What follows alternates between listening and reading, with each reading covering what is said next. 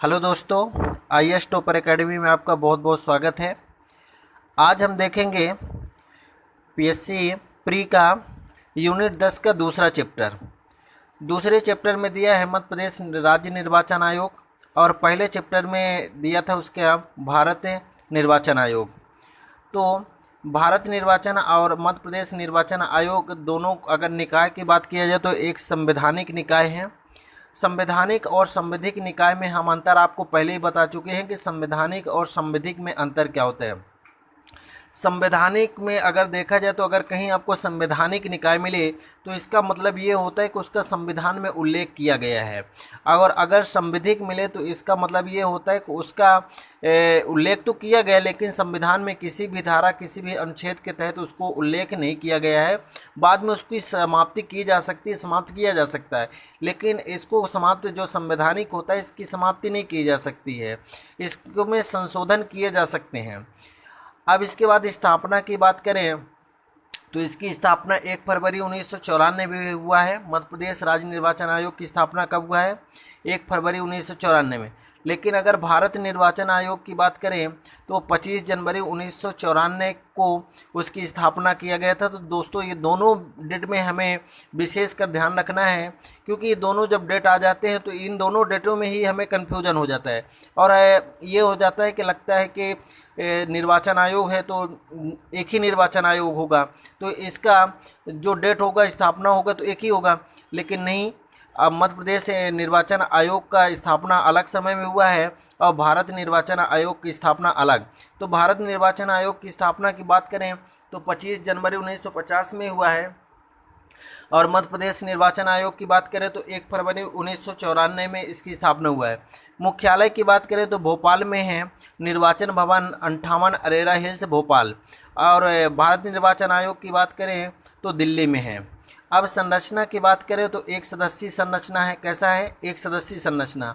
और भारत निर्वाचन आयोग की बात करें तो बहुसदस्यीय संरचना है, लेकिन जब 25 जनवरी 1950 को उसकी स्थापना किया गया था, गठन किया गया था, तो वो भी एक सदस्यीय था, लेकिन 1989 में उसको बहुसदस्यीय बनाया गया, यानी 2 सदस्य और एक अध्यक्ष बनाया गया, और बाद में 1990 में उसको ख़त्म करके बहुसदस्यीय एक सदस्य कर दिया गया, लेकिन 1993 में फिर बहुसदस्यीय बनाया गया, जो आज तक जारी है। नियुक्ति की बात करते हैं तो नियुक्ति और त्यागपत्र अगर किसी भी राज्य का निर्वाचन आयोग होगा तो उसका राज्यपाल के द्वारा नियुक्त किया जाएगा, और अगर किसी कारणवश उसको त्यागपत्र देना होगा तो राज्यपाल को देगा। और अगर भारत निर्वाचन आयोग की बात करें तो उसकी नियुक्ति राष्ट्रपति करेंगे, और उसको त्यागपत्र भी देना होगा किसी कारणवश तो राष्ट्रपति को देंगे। अब पदावधि की बात करें, पदावधि का मतलब होता है कार्यकाल। तो 6 और 66 आपको यहाँ दिख रहा है, 6 और 66। 6 और 66 का मतलब क्या होता है कि कार्यकाल तो 6 ही वर्ष का होगा, लेकिन 66 वर्ष क्यों है, ये क्यों सामने आ गया? तो 66 वर्ष का मतलब ये होता है कि अगर आपकी एज 66 वर्ष पूर्ण हो गई है और आपका कार्यकाल 6 वर्ष पूरा नहीं हुआ है तो भी आपकी कार्यकाल समाप्त हो जाएगी। और अगर आप की कार्यकाल 6 वर्ष की है और आपकी एज 66 वर्ष से पूर्ण नहीं हुआ है लेकिन कार्यकाल 6 वर्ष हो चुका है तो आपकी कार्यकाल वो समाप्त हो जाएगी। तो इसमें से या कि पहले 6 या 66 कोई भी हो तो उसमें आपकी कार्यकाल क्या हो जाएगी? समाप्त हो जाएगी। इसके बाद हटाने की प्रक्रिया की बात किया जाए तो जो हटाने की प्रक्रिया है तो ये हटाने वाली प्रक्रिया उच्च न्यायालय के न्यायाधीश के समान होगा। जैसे वहाँ उच्चतम न्यायालय के न्यायाधीश के समान था भारत निर्वाचन आयोग में, तो यहाँ उच्च न्यायालय के न्यायाधीश के समान होगा। फिर बात किया जाए तो किस भाग में इसका उल्लेख किया गया है, तो भाग 9 में इसका उल्लेख किया गया है। और किस अनुच्छेद में, तो अनुच्छेद की अगर हम बात करें तो अनुच्छेद 243 के में है, अनुच्छेद 243 के में है। और अगर नगर पालिका से संबंधित अगर हम बात करें तो अगर नगर पालिका में बात करें तो ये अनुच्छेद 243 जेड में दिया है। अब इसका टैग लाइन क्या है? इसका टैग लाइन की अगर हम बात करें तो टैग लाइन में हर वोट कीमती, क्या लिखा है? हर वोट कीमती, हर निकाय महत्वपूर्ण, यानी हर वोट कीमती है और हर निकाय क्या है? महत्वपूर्ण है। तो यहाँ आपको दिखता होगा हर वोट कीमती है और हर निकाय महत्वपूर्ण है, मतलब आपने अपने क्षेत्र में हर प्रति जनता का वोट कीमती है और हर निकाय अपने अपने क्षेत्र में महत्वपूर्ण है। अब निर्वाचन आयोग के अध्यक्षों की बात करें तो प्रथम अध्यक्ष कौन थे? NB लोहानी। वर्तमान में कौन है? बसंत प्रताप सिंह। और सचिव की बात करें तो प्रथम सचिव थे श्री प्रकाश चंद्र। और वर्तमान में अगर बात किया जाए तो वर्तमान में कौन सचिव हैं? तो यहाँ आपको दिख रहा है वर्तमान में सचिव हैं श्री दुर्ग विजय सिंह। कौन है? श्री दुर्ग विजय सिंह है। अब देखेंगे निर्वाचन आयोग के मुख्य निर्वाचन अधिकारी, जब अभी तक जितने भी अधिकारी हुए हैं तो 6 अधिकारी हैं, तो उनके सबके नाम देखेंगे क्योंकि नाम भी पूछ लिया जाता है। तो सबसे पहले हम देखेंगे ट्रिक के माध्यम से इसको पढ़ेंगे। तो 1 मिनट।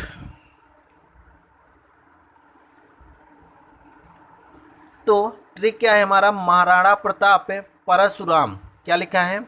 महाराणा प्रताप परशुराम एवं गोपाल भगवान आदि से लोहा लेकर कोई नहीं जीत सका। यानी महाराणा प्रताप, आप जानते हैं महाराणा प्रताप को कितने महान सम्राट थे। और परशुराम भगवान और गोपाल भगवान आदि से, ये महानों से आज तक जो भी टक्कर लिया है कोई भी जीत नहीं सका है। तो एक बार हम क्रम से देखेंगे इनको।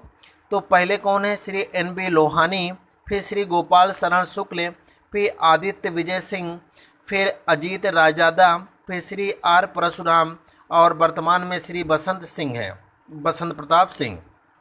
ट्रिक में मिलान करें तो प्रताप से बसंत प्रताप सिंह हो जाएंगे और परशुराम से R परशुराम, फिर गोपाल से गोपाल शरण शुक्ल हो जाएंगे, आदि से आदित्य विजय सिंह हो जाएंगे, लोहा से अगर हम देखें तो आपके कौन हो जाएंगे? लोहानी हो जाएंगे और जीत से क्या हो जाएगा? अजीत रायजादा। तो इतने जो हुए हैं आज तक। तो आपको विशेषकर पहला और इसके बाद जो वर्तमान में है उसके पहले और वर्तमान वाले को जरूर याद रखना होगा। अब देखेंगे मध्य प्रदेश निर्वाचन आयोग के कार्य। देखेंगे निर्वाचन आयोगों का कार्य तो एक ही होता है, लेकिन थोड़ा सा अगर राज्य निर्वाचन आयोग का काम देखा जाए तो थोड़ा सा अलग होता है। इनको कुछ अलग कार्य सौंपे जाते हैं। ऐसा नहीं कि पूरा अलग होता है, लेकिन हल्का अलग होता है। जिसमें देखेंगे क्या है? पंचायतों एवं नगर पालिकाओं के चुनावों के संचालन एवं अधीक्षण, निर्देशन और नियंत्रण करना। अगर देखेंगे राज्य निर्वाचन आयोग का कार्य क्या है कि वो पंचायत और नगर पालिका का ही चुनाव देखेगा, न कि विधानसभा, लोकसभा और राज्यसभा को नहीं देख सकता, वो भारत निर्वाचन आयोग देखेगा। तो विशेषकर हमें ध्यान रखना है कि विधानसभा, लोकसभा और राज्यसभा निर्वाचन आयोग का कार्य कौन देखेगा? भारत निर्वाचन आयोग। लेकिन पंचायतों और नगर पालिकाओं से संबंधित चुनाव जो होंगे तो राज्य निर्वाचन आयोग देखेगा। ये मुद्दा वर्तमान में बना ही है, इसको हमें विशेषकर ध्यान रखना है कि पूछ सकता है कि नगर पालिका या नगर पंचायत संबंधी चुनाव किसके द्वारा कराया जाता है? तो राज्य निर्वाचन आयोग के द्वारा कराया जाता है। दूसरा देखेंगे तो दूसरा है आपके सामने मतदाता सूची तैयार करना, जिसमें नाम जोड़ना, हटाना एवं प्रकाशन करना। क्या करना है? जो नए मतदाता हैं तो उनकी सूची तैयार करना और नाम जोड़ना, हटाना और उस प्रकाशन करना। तीसरा मतदाता जागरूकता के विज्ञापनों का प्रकाशन और प्रसारण करना। जो मतदाता हैं, मतदान संबंधित तो मतदाताओं को क्या करना? जागरूकता फैलाना उनमें और प्रचार प्रसार करना।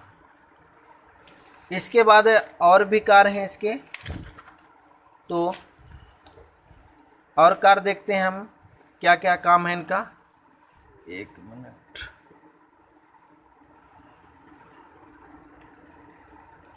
तो अगला हम देखेंगे तो अगला कार्य क्या है? स्थानीय महत्वपूर्ण सामाजिक व्यक्तियों में जागरूकता की अपील करना। जो वहाँ के किसी भी स्थानीय के समाज के ऐसे व्यक्ति हों जो महत्वपूर्ण हों उन क्षेत्र में, तो उनको अपील करना कि वो जागरूकता फैलाएं। सोशल मीडिया पर आम नागरिकों से सुझाव या अभिमत के लिए सुविधाएं प्रदान करना। स्थानीय निर्वाचन की गतिविधियों को सतत जानकारी देने के लिए अलग प्रकोष्ठ की स्थापना एवं नोडल अधिकारी की नियुक्त करना। और निम्न अधिकारियों के तहत आयोग का काम कराता है। कौन कौन से आयोग काम करते कहाँ? पंचायतों का और नगर पालिकाओं का चुनाव कौन कराता है? आयोग। फिर मध्य प्रदेश से स्थानीय प्राधिकरण अधिनियम कब आया था? 1994। ये खासकर पूछे नहीं जाते लेकिन पूछे जा सकते हैं, इसलिए हमें इसको भी पढ़ लेना चाहिए। फिर मध्य प्रदेश कोलाहल नियंत्रण अधिनियम 1985 में आया। मध्य प्रदेश संपत्ति विरूपण अधिनियम 1994 में आया। अब निर्वाचन सुधार संबंधी समिति, क्योंकि एक बार इसको तारकुंडे को पूछ चुका था इसलिए हम देख लेंगे। तो 4 समितियां बनाई गई थी, तारकुंडे, दिनेश गोस्वामी, इंद्रजीत गुप्त और के संथानम। तो 4 ये समितियां हैं। अब ये क्या कहा है, इनके सिफारिश भी थोड़ा थोड़ा हम देख लेते हैं। तो तारकुंडे समिति की सिफारिश की बात किया जाए तो इन्होंने कहा वयस्क मताधिकार की आयु 21 से घटाकर 18 वर्ष करना चाहिए, जो हो चुका है 61वें संविधान संशोधन अधिनियम 1989 में। इनकी ये सलाह थी। फिर दूसरा सलाह क्या था? निर्वाचन के लिए अधिकतम व्यय राशि का निर्धारण करना, कि अगर कोई भी ऐसा उम्मीदवार है जो पैसे के लालच देकर, शराब का लालच देकर मतदाताओं को लुभाता है, उस पर नियंत्रण हो सके। तीसरा है राजनीतिक दल अपने उम्मीदवारों के चुनाव व्यय का लेखा जोखा निर्वाचन आयोग के सामने प्रस्तुत करें। जितना भी उनके पास जो भी आय व्यय आता है, कितना धन है, कितनी संपत्ति है, तो उसका सब ब्यौरा किसको देना पड़ेगा? निर्वाचन आयोग के सामने, ताकि भविष्य में उसकी जांच किया जा सके अगर इनके द्वारा भ्रष्टाचार किया गया तो। और चौथा इनकी राय था चुनाव प्रत्याशी एवं निश्चित राशि जमा करें। चुनाव प्रत्याशी जो होंगे एक निश्चित राशि वहां चुनाव आयोग के सामने जमा करेंगे। फिर दिनेश गोस्वामी की सिफारिश, अवैध रूप से लूटे गए बूथों पर फिर से मतदान की व्यवस्था हो। मतदान के लिए इलेक्ट्रॉनिक वोटिंग मशीन का प्रयोग किया जाए, यानी ईवीएम का। बोगस मतदान की समस्या से बचने के लिए मतदाता पहचान पत्र की व्यवस्था की जाए। फिर यह केंद्रीय या राज्य स्तर के कोई स्थान खाली हो जाए तो उसमें 6 माह के अंदर निर्वाचन की व्यवस्था किया जाए, यानी कोई भी अगर क्षेत्र में चुनाव संबंधित कोई भी पद खाली हो जाता है तो उसको 6 माह के अंदर पूरा कर लेना चाहिए। फिर इंद्रजीत गुप्त समिति की सिफारिश, इन्होंने कहा लोकसभा और विधानसभा चुनाव का व्यय सरकार द्वारा वहन किया जाएगा। और अगला इनकी सिफारिश की अगर देखा जाए तो इन्होंने क्या कहा, ऐसे प्रत्याशी जो अपना वार्षिक आयकर रिटर्न दाखिल करने में असफल हैं को चुनावों में आर्थिक सहायता न दी जाए। जो मतलब आयकर रिटर्न नहीं दे रहे हैं उनकी कोई सहायता न की जाए। फिर अगर अगला देखें तो 10,000 से अधिक चंदे की राशि ड्राफ्ट अथवा चेक के माध्यम से प्रदान किए जाने की व्यवस्था हो। फिर के संथानम की सिफारिश क्या थी? निर्वाचन में शामिल होने वाले उम्मीदवारों के लिए न्यूनतम योग्यता हो। उनकी एक न्यूनतम योग्यता रखी जाए कि क्या क्या योग्यता होनी चाहिए तभी वो चुनाव लड़ सकेंगे।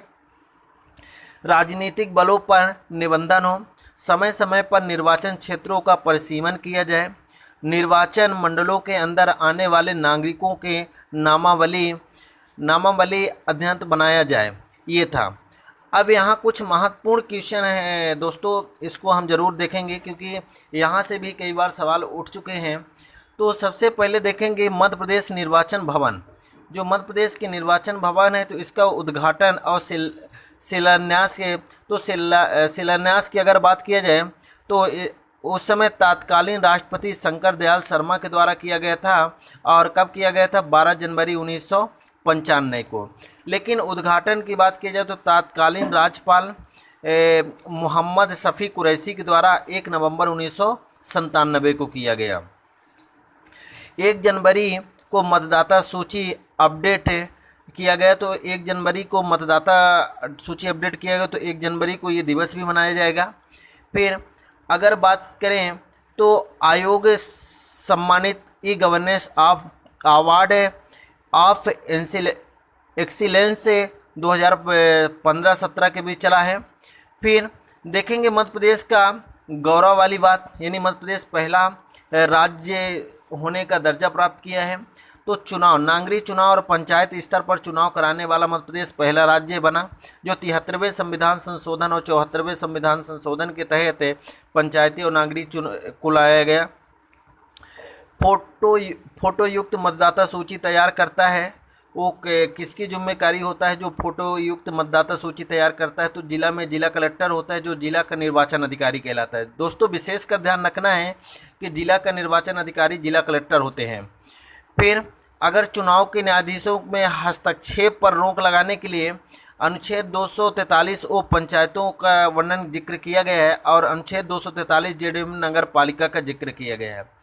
मध्य प्रदेश स्थापना के बाद अब तक अगर देखा जाए तो नगर पालिका और नगर पंचायत के 5-5 बार चुनाव हो चुके हैं, लेकिन अब 6वां वाला चुनाव होगा, लेकिन अभी नहीं हुआ है। तो अभी तक आपको कितने आंकड़े बताना है? 5-5। दोस्तों हमारा ये मध्य प्रदेश निर्वाचन आयोग का वीडियो कैसा लगा? आई होप कि आपको अच्छा लगा होगा और इसको आप बिल्कुल ना छोड़ें, क्योंकि यहाँ से सवाल उठाए जाते हैं। कई बार सवाल के 2-2, 3-3 क्वेश्चन एक ही साथ आ जाते हैं, इसलिए हमें विशेषकर इसको पढ़ना है। दोस्तों आपसे एक और निवेदन है कि हमारे चैनल को सब्सक्राइब करें और अपने दोस्तों तक पहुँचाएँ ताकि उनका भी भला हो सके आपके साथ साथ, और जो भी हम नया वीडियो अपलोड करें तो आपको नोटिफिकेशन आप तक पहुँच सके।